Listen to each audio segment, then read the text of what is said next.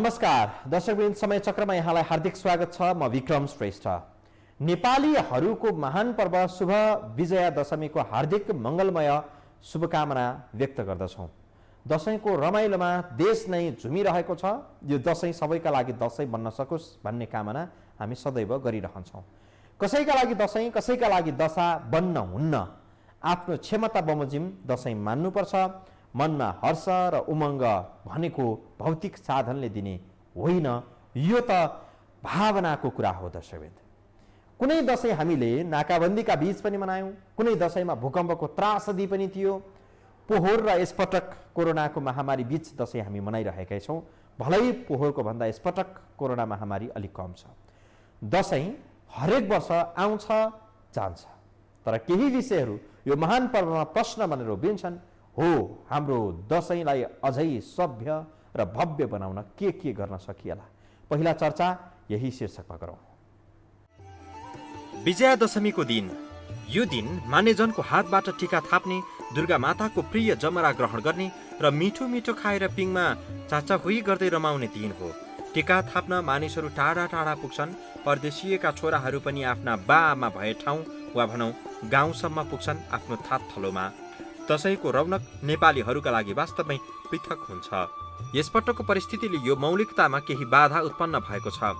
हुने खानेका लागि दशैं रवाफ देखाउने अवसर पनि हो, तर बहुसंख्यक जनता अहिले पनि गरिबीको रेखामुनि छन्, जसका लागि दशैं त्यति सुखद हुँदैन।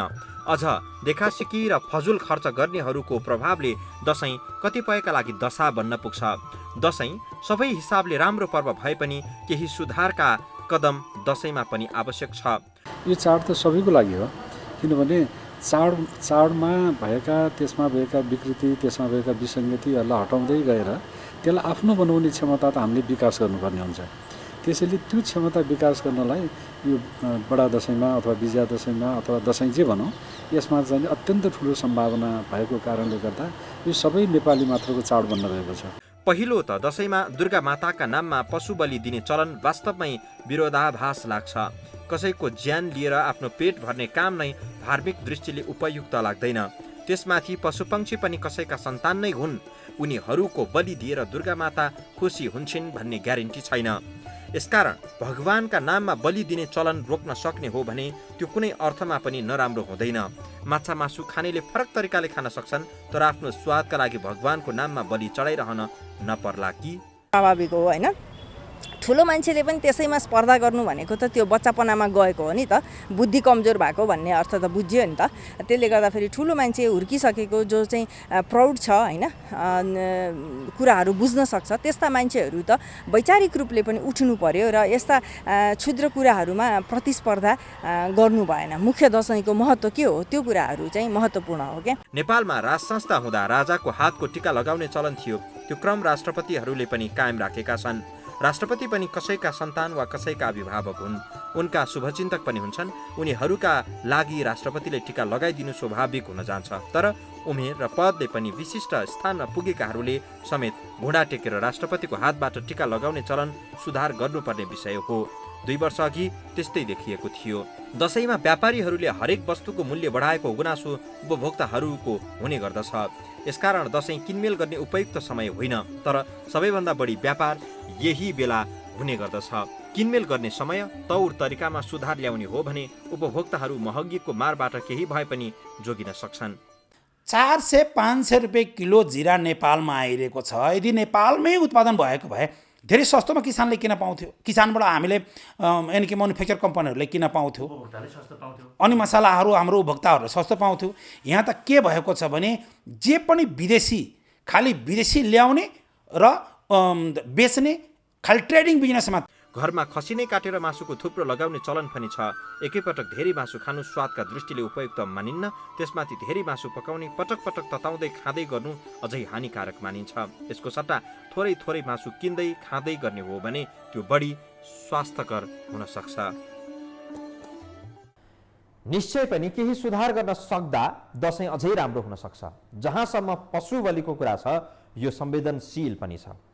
यदि यो पृथ्वीका सबै प्राणी भगवानकै सन्तति हुन् भने कुनै सन्ततिको बलि दिँदा भगवान कसरी प्रसन्न हुन सक्लान्?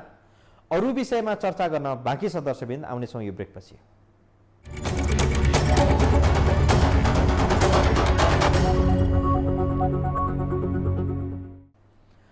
धर्मशास्त्रमा वर्णित देवीहरू शक्तिका स्वरूप हुन्। शक्ति आर्जन गर्नका लागि पौराणिक युगमा देवीहरूको आराधना हुने गर्दथ्यो। जो शक्तिवान छ शासन उसैको हुन्थ्यो। शक्ति बिना शासन सम्भव पनि हुँदैन। अहिलेको युगमा पनि शक्ति नै शासनको आधार हो। जहाँ पनि जहिले पनि आखिर मानिसले शिर झुकाउँछ त केवल शक्तिकै अगाडि। घटस्थापनाको महानवमीसम्म 9 देवीहरूको पूजा आराधना हुने गर्दछ। यी 9वटै देवीहरू शक्तिका स्रोतको रूपमा हिन्दू धर्मशास्त्रहरूमा उल्लेख छ। पौराणिक कालदेखि नै शक्तिको पूजा हुने गरेको दृष्टान्त नवरात्रको प्रसङ्गले पनि पुष्टि गर्छ। नवरात्रमा पहिलो दिन शैलीपुत्र, दोस्रो दिन ब्रह्मचारिणी, तेस्रो दिन चन्द्रघण्टा, चौथो दिन कुष्माण्डा, पाँचौं दिन स्कन्दमाता, छैठौं दिन कात्यायनी, सातौं दिन कालरात्रि, आठौं दिन महागौरी र नौौं दिन सिद्धिदात्रीको पूजा हुने गर्दछ। यी 9 देवीहरू शक्तिका स्वरूप हुन्। महिषासुरसँग तिनै लोकका कसैको केही सिप नलागेपछि देवताहरू दुर्गा माताको शरणमा पुगेका थिए, अर्थात् देवताहरूले पनि शक्तिको आराधना गर्नुपर्ने अवस्था थियो।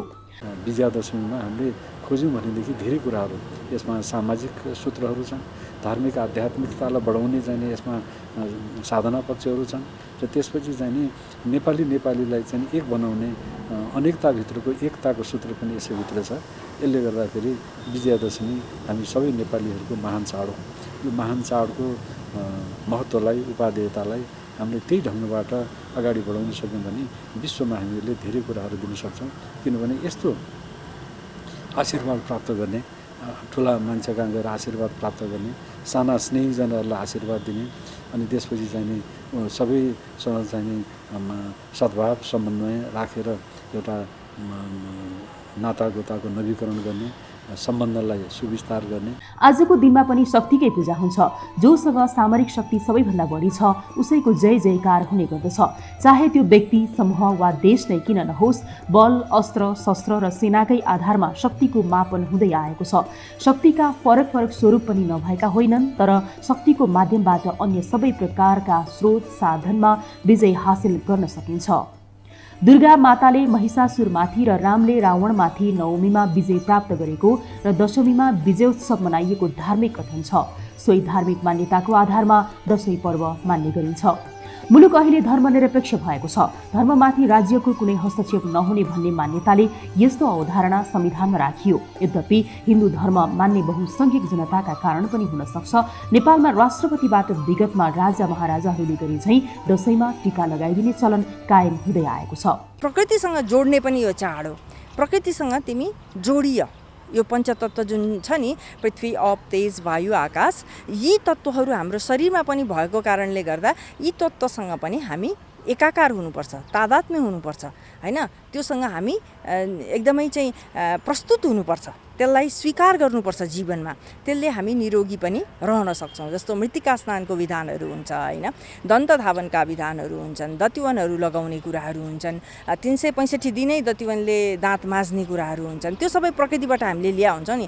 केमिकलयुक्त अप्राकृतिक जीवनशैलीबाट हटेर प्राकृतिक जीवनशैली बाँच्नुपर्छ, जसले हाम्रो शारीरिक स्वास्थ्य, मानसिक स्वास्थ्य र आत्मिक स्वास्थ्यलाई पनि राम्रो बनाउन सक्छ भन्ने सन्देश दिने चाड हो यो दशैँ हैन। दशैँमा हुने कतिपय क्रियाकलापहरूमा राज्य प्रत्यक्ष सहभागी हुने गर्दछ, जसबाट संविधानमा धर्मनिरपेक्ष भनिए पनि नेपाल हिन्दू राष्ट्र झैँ लाग्छ। फुलपाती भित्र्याउनेदेखि राष्ट्रपतिले आशीर्वाद दिने सम्मका कार्यहरूले यस्तो देखिन्छ। अझ रोचक त दशैँमा दिइने आशीर्वादमा लुकेको छ। मुलुक गणतन्त्रमा प्रवेश गरिसकेको छ, तर राजाहरूको महिमा गानमा आधारित नेपालीका घर घरमा उच्चारण हुने गर्दछ।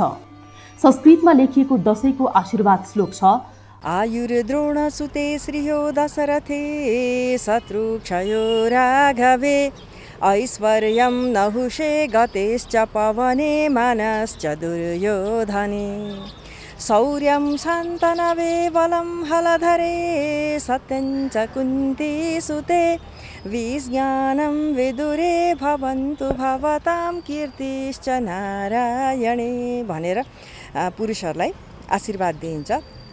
अर्थात् द्रोणाचार्यका छोरा राजा अश्वत्थामाको जस्तो आयु, दशरथ राजाको जस्तो श्री सम्पत्ति, राजा रामचन्द्रको जस्तो शत्रुनाश, नहुष राजाको जस्तो ऐश्वर्य, वायुको जस्तो वेग, युवराज दुर्योधनको जस्तो मान, अङ्गदेशका राजा कर्णको जस्तो दानवीरता, बलरामको जस्तो बल, सम्राट युधिष्ठिर जस्तो सत्यवादी, विदुरको जस्तो ज्ञान र नारायणको जस्तो कीर्ति रहोस्।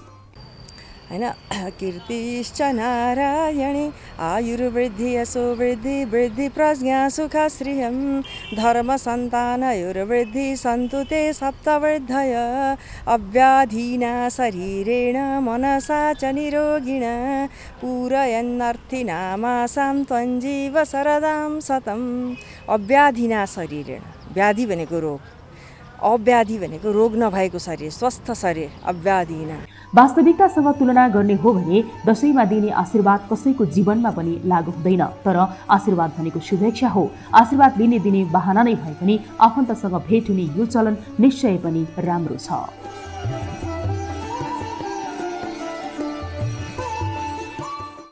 दशैँमा आशीर्वाद भनेको शुभकामना हो। अश्वत्थामा अमर थिए, मानिस अमर हुन सक्दैनन्, तर असल काम गरेर यो धरती छाड्ने हो भने कीर्ति अमर हुन्छ। भौतिक शरीर सधैँ जीवित हुँदैन। तपाईँ हाम्रो सुकर्म अमर हुन सक्छ, सधैँ जीवित हुन सक्छ। नहुस राजाको जति नै धन खासमा कसैलाई चाहिन्न पनि सुकर्मले आर्जेको अलिकति भयो भने पनि मानिसको जीवन खुसी र सुखीसँग बित्न सक्छ। हामी विषय जोड्छौँ ब्रेकपछि।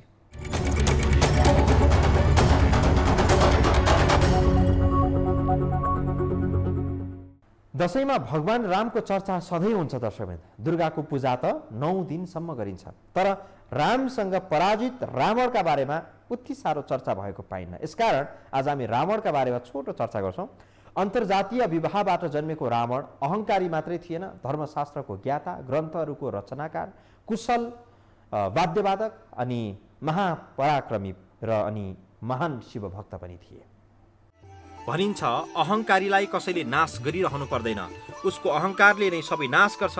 हुन पनि लङ्काको राजा रावण बलमा, पराक्रममा, धन ऐश्वर्यमा, ज्ञान र विज्ञानमा भगवान राम भन्दा उच्च थियो, तर उसको अहङ्कार र स्त्री मोहले उसको सर्वनाश गर्यो। भगवान रामको महिमा हामीले धेरै सुनेका छौँ, तर रावणका विषयमा धेरै चर्चा हुँदैन। उसले सीताको अपहरण गरेको र रामसँग युद्धमा पराजित भएको कथा धेरैले सुनेका छन्। रावणमा जति नकारात्मक पक्ष थिए उसका कैयन सकारात्मक पक्ष पनि थिए। किन यस्तो विधि अब शास्त्रहरूमा देवीहरूलाई यत्रो महत्त्व दिएको छ होइन भनेर त्यो कुरो चाहिँ अध्ययन गर्न, त्यो कुरो चाहिँ पुस्तकमै लेखिया हुँदो रहेछ कि त्यो हामीका चाहिँ के भने पढ्ने कुरो क्रमको कुरा कम भएर गयो। अरू चिज बाहिर के भन्छन् भनेर जसले जे भन्छ त्यो कुरो अवलम्बन गर्ने मान्छेहरूको त व्यक्तिगत विचार हुन्छ, फेरि बेग्लै उसले त अरू कुरा भन्न सक्छ, तर के भने आधार सोर्स के हो त होइन, अथेन्टिक सोर्स भन्छौँ नि हामी पत्रिकाहरू पढ्दाखेरि यो के हो त स्रोत कुनै समाचार। खालि यसको पनि हामीले के गर्नुपर्ने स्रोत कुन हो। धर्मग्रन्थहरूमा उल्लेख भए अनुसार रावण एक कुशल राजनीतिज्ञ, सेनापति, वस्तुकलाको मर्मज्ञ र ब्रह्मज्ञानी थिए। रावण महान जादुगर पनि थिए, जसका कारण उसलाई मायावी भन्ने गरिन्थ्यो। इन्द्रजाल, सम्मोहन जस्ता विद्यामा रावण पारङ्गत थिए। दुनियाँमा कसैसँग नभएको हवाई जहाज रावणसँग थियो। जैनहरूको प्राचीन तीर्थस्थलहरूमा रावणको मूर्ति स्थापना गरेको पाइन्छ। रावण विद्वान, राजनीतिज्ञ, ब्रह्मज्ञानी त छँदै थियो, दुनियाँमा कसैसँग नभएका हतियार र उपकरण पनि उसँग थियो। शारीरिक रूपमा पनि रावण विशेष थिए, किनभने उसका टाउको नै 10 वटा थिए। केही विद्वानहरूले 6 दर्शन र 4 देवको ज्ञाता भएका कारण उसलाई दशानन भनिएको तर्क पनि गर्छन्। विजयादशमी भनेको चाहिँ नि त्यो मात्र चाहिँ नि विजय भनेको बाहिरी चिजको विजय भन्दा पनि आफूले आफूलाई विजय गर्ने पर्व हो यो। अब यो यसो भनेको पहिला चाहिँ नि यो शक्तिसँग पनि सम्बन्धित थियो, राज्यसँग सम्बन्धित थियो। पहिला भुरी टाकुरी राज्यहरू थिए, त्यो भुरी टाकुरी राज्यहरू चाहिँ नि एकले अर्कोलाई जित्ने, त्यसपछि चाहिँ नि त्यसको साइत कुर्ने चलन थियो। अब यो विजयादशमीमा चाहिँ नि साइतै कुर्नु परेन।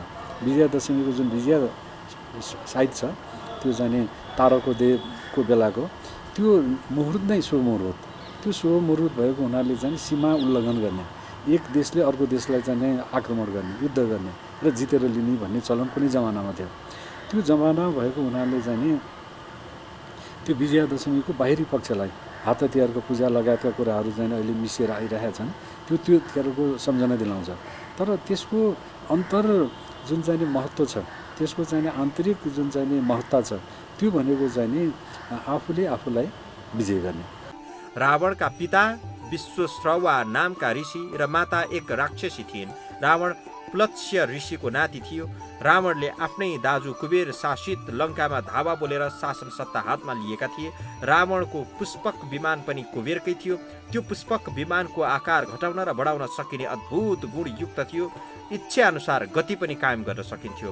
त्यसअघि उसले अङ्गदीप, सुवा, बालीद्वीप, मलयद्वीप, वराहद्वीप, शङ्खद्वीप, कुशद्वीप, यवद्वीप लगायतका विजय प्राप्त गरेको थियो। भगवान शिवको स्तुति गर्दा वाचन गरिने शिवताण्डव स्तोत्र रावणले नै रचना गरेका थिए। कुमारतन्त्र, अर्का पक्ष जस्ता 17 ग्रन्थहरू रावणले रचना गरेका थिए। रावण महान शिवभक्त थिए। उनले एकपटक भगवान शिवलाई कैलाश पर्वतसहित उठाएर लङ्का लैजान खोजेका थिए, तर ऊ सफल भएनन्। अहिले पनि भारत, श्रीलङ्का र बालीका केही स्थानमा रावणको मूर्ति पूजा गरिन्छ। अब ईश्वर मान्ने पनि धर्म हो, ईश्वर नमान्ने पनि धर्म हो होइन। संसारमा कुनै निश्चित ग्रन्थलाई आधार मान्ने पनि धर्म हो, कुनै निश्चित ग्रन्थ नहुने मूर्ति पूजा गर्ने पनि धर्म हो। हिन्दूहरू मूर्ति पूजा गर्छन्, विभिन्न धर्ममा मूर्ति पूजा गरे। त्यस कारण धर्मको त एउटा एकदम विस्तृत स्वरूप छ। त्यस कारण यो समष्टि रूप चाहिँ नि समाजलाई सञ्चालन गर्न बनाइएको एउटा नीति नियमको सङ्गालो हो। तर त्यो चिज के भने कुनै चिज 6000 वर्ष अगाडि बनाइएको चिज कति चिज आज आएर त्यही रूपमा रहँदा चाहिँ नि त्यो चाहिँ नि समय अनुकूल हुँदैन, त्यसमा परिवर्तन पनि आवश्यक हुन्छ। रावणसँग मनको गतिमा दौडिने जहाज मात्रै होइन, चन्द्रहास, तरबार पनि थियो। अनेकन शस्त्र, अस्त्र र धन ऐश्वर्यमा वनवासी रामभन्दा रावण शक्तिशाली थिए, तर ऊ भित्र रहेको अहङ्कारले उसको विनाश गर्यो। राम्रो पक्ष हजार नै भए पनि एउटै अहङ्कारले ती सबै राम्रा पक्ष नष्ट हुँदो रहेछ। रावण महापराक्रमी भएर पनि सीतालाई हरण गर्न उसले जुन छल कपट गरेको थियो, वनवासमा रहेका एक राजाकी पत्नीलाई आफ्नै पत्नी बनाउने व्यभिचारी प्रयास पनि गरेका थिए। त्रिलोकले भगवान राम विष्णुका अवतार हुन् भन्दा पनि उसमा शक्तिको अहङ्कार बढ्यो। महाज्ञानी भए पनि अहङ्कारले रावण अन्ध भए, जसका कारण उससँगै उसको साम्राज्यवाद सेनासँग पराजित भयो। दर्शकवृन्द, आजलाई समय चक्र यति नै। समय चक्रका साथै टेलिभिजनका सम्पूर्ण समाचार बुलेटिन, कार्यक्रम यो हो टेलिभिजन.com, यो हो खबर.com, युट्युब अनि फेसबुकमा पनि पढ्न र हेर्न सक्नुहुनेछ। आजलाई बिदा दिनुहोस्। नमस्कार।